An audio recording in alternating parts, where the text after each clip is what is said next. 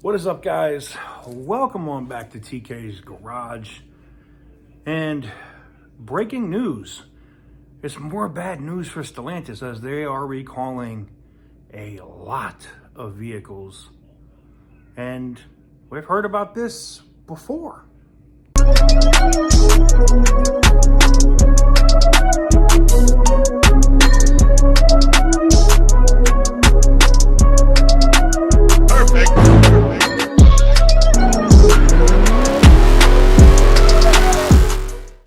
So this news comes in via Reuters, as it looks like it just dropped.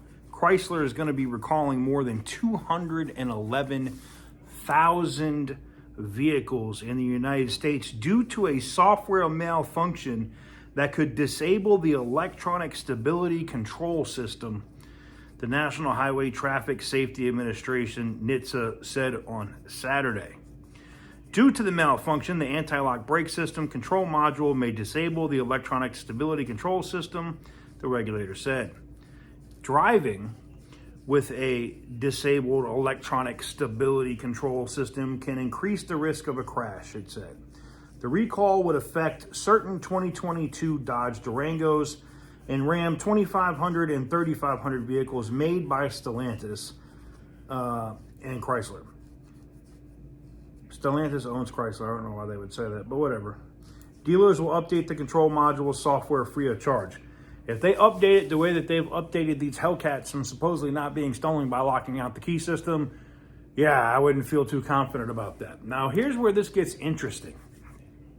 So, not too long ago, I believe it was either on one of Butter the Insider's live streams, and I know he also deals with people behind the scenes. I want to be careful. I don't want to give out any information he hasn't published yet. But I know the UAW was talking about brake failures, and they knew about this months ago. Now, most likely what happened is one of these Ram 2500s or one of these Durangos had a brake failure that had a crash with probably significant injuries. And you know, once lawyers get involved and we're talking huge amounts of money, things can change like this. So now they're recalling the 211,000 vehicles. You know what's interesting, though? Out of all those vehicles that they're recalling, guess what year they are?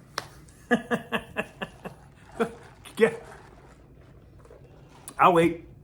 Guess what year these vehicles are? They're not just 2023s. There's 2022s, 2023s, and in the case of the 2500 and 3500 Ram, there's some 2021s in there as well.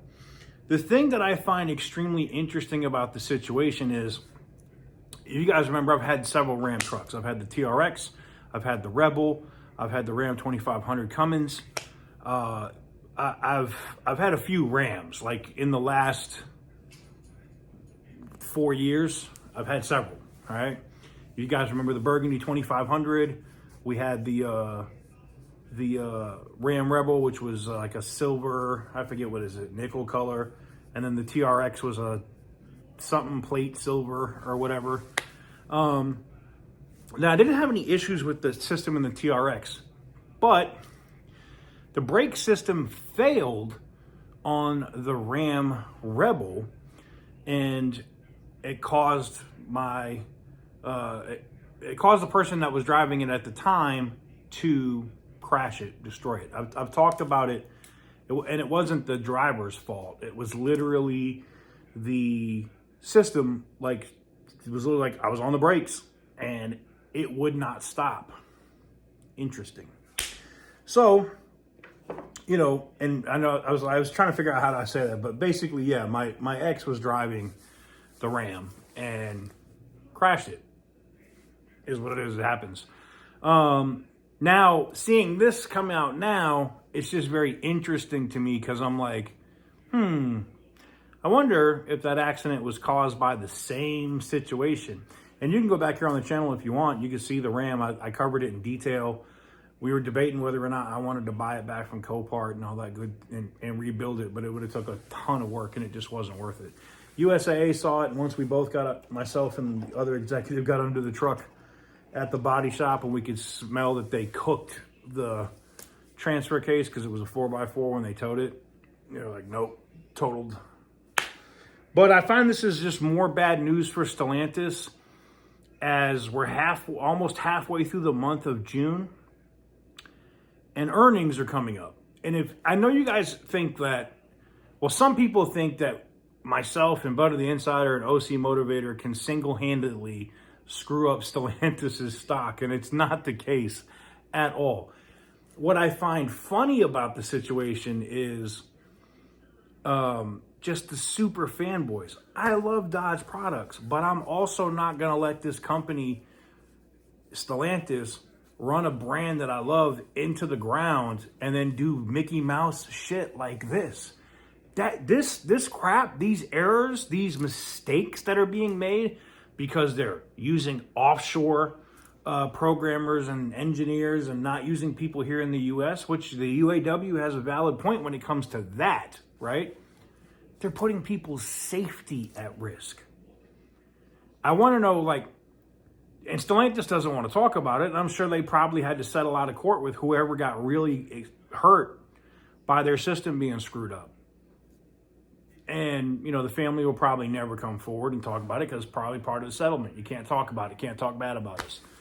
But it's this kind of stuff that this company's doing that I hope it affects their stock price. I hope it makes it consistently do this. I hope they miss their earnings by a lot. And I hope it makes the board wake up and go, well, the way that we're doing stuff here now is just not going to work. Because, hey, we're going to make these software updates. We're going to get the software and stuff for our vehicles, and we're going to send it over to, we're going to have them program that shit in Morocco, right? And then have them send it. No, man, that don't work like that, man. It don't work. This shit don't work. It doesn't work. I'm not saying you can't manufacture cars and do stuff in different places, but there's a reason why the people get paid what they get paid that program safety components. This isn't like, hey, we're going to pay a guy in Brazil to make injection mold things for our plastic door inserts or some shit. That's not what this is. This is brakes. This is the anti-lock brake system, stability control system for a car. It is a massive, massive, massive safety issue. And the fact that Stellantis just doesn't give a shit is insane. And don't get it twisted. They didn't voluntarily be like, yeah, we'll just recall all these. No, NHTSA had to go, y'all messed up, man. Probably hit them with a fine or did something else, or was like, go recall these vehicles and fix them or else. And it's crazy that regulators have to do this to get them to do the right thing. It's just so stupid, man. Anyways, I've already been too long on here. Let me know what you guys think in the comment section down below. Give the video a big thumbs up if you like what I do. Hit the subscribe button if you haven't already. And as always, stay petty, my friends.